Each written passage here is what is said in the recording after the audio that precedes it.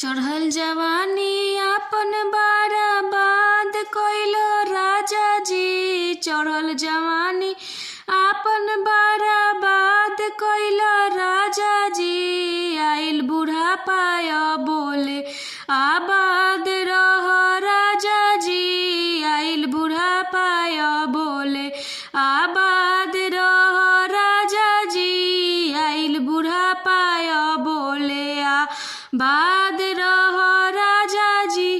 दाल चावल परोसनी जनी सलाद मांगो राजा जी। दाल चावल परोसनी जनी सलाद मांगो राजा जी। आइल बुढ़ापा बोले आबाद रह राजा जी। आइल बुढ़ापा बोले आबाद रह राजा जी। आइल बुढ़ापा बोले आबाद रह राजा जी।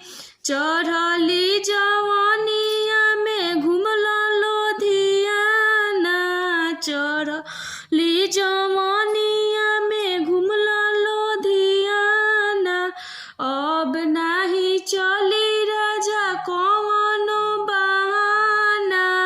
अब नाही चली राजा कौनो बहाना।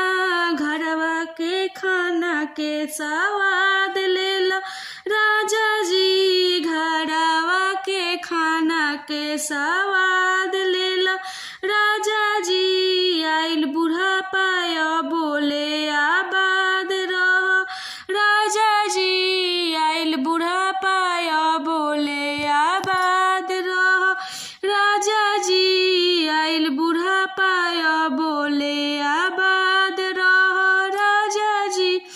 चढ़